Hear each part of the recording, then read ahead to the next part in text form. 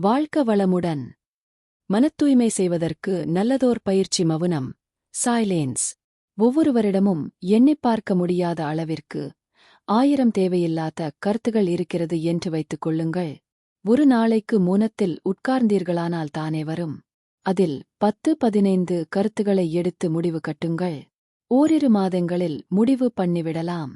மறுபடியும் அதே கருத்து வரும்போது அதே அழுத்தம் கொடுத்து கெட்ட கருத்துகள், செயல்கள், எண்ணங்கள் எத்தனை உண்டோ அத்தனையும் நல்லதாக்கிவிடலாம். இதற்கு உட்கார்ந்து யோசித்துப் பார்த்தால்தானே, நேரம் கொடுத்தால்தானே வரும். நாம் கொடுக்கிறோம். நமக்கு இறைவன் கொடுத்த மௌனம் ஒன்று இருக்கிறது. அதுதான் ராத்திரியில் தூக்கம்.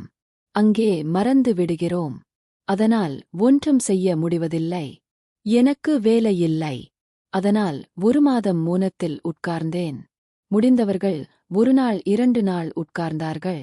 சிலருக்கு 1 நாளைக்கு கூட உட்கார முடியவில்லையே என்று மனவருத்தம் இருக்கிறது. அதற்காக வருந்தவே வேண்டியதில்லை.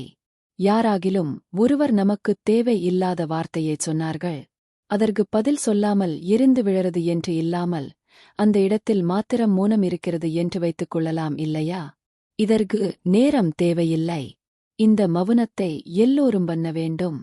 1 நாளைக்கு மவுனம் என்று சொல்லிவிட்டு வீட்டிலேயே இருக்கிறீர்கள் என்று வைத்துக் கொள்ளுங்கள்.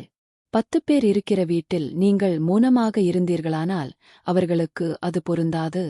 ஒருத்தர் உட்கார்ந்து மௌனமாக இருக்கிறார்களே, இருக்கட்டும் என்று அவர்களால் இருக்கவும் முடியாது.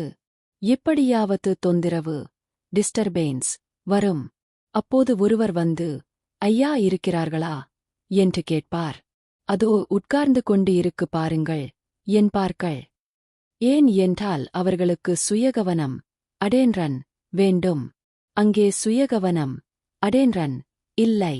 ஆகையால் அநேகருக்கு வீட்டில் மௌனம் இருக்க முடியாது என்று எல்லோரும் சேர்ந்து அறிவு திருக்கோயில் என்று ஒன்றை கட்டி வைத்திருக்கிறார்கள்.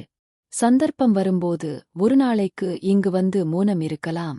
இந்தக் காலத்தில்தான் இருக்கலாம் என்று இல்லை. இருப்பதற்கு இங்கு இடம் இருக்கிறது. என்றைக்கு வந்தாலும் மவுனம் இருக்கலாம். நீங்கள் 2-3 நாள் மௌனம் இருக்கும் வரைக்கும் மேலாக இருக்கிற அலையெல்லாம் வந்து கொண்டிருக்கும். போக போக ஆழமாக உள்ள பதிவுகளெல்லாம் வரும். அதற்கும் மேலே போனால் இயற்கை உண்மைகளெல்லாம் வர ஆரம்பித்துவிடும். ஏனென்றால் நீங்கள் பேசாதிருக்கும் போது இறைவன் பேசுகிறான். இப்படிச் சொல்வது வேறு ஒன்றுமில்லை. எப்போதும் அவன் இருக்கிறான். அவன் பேசுகிறான்.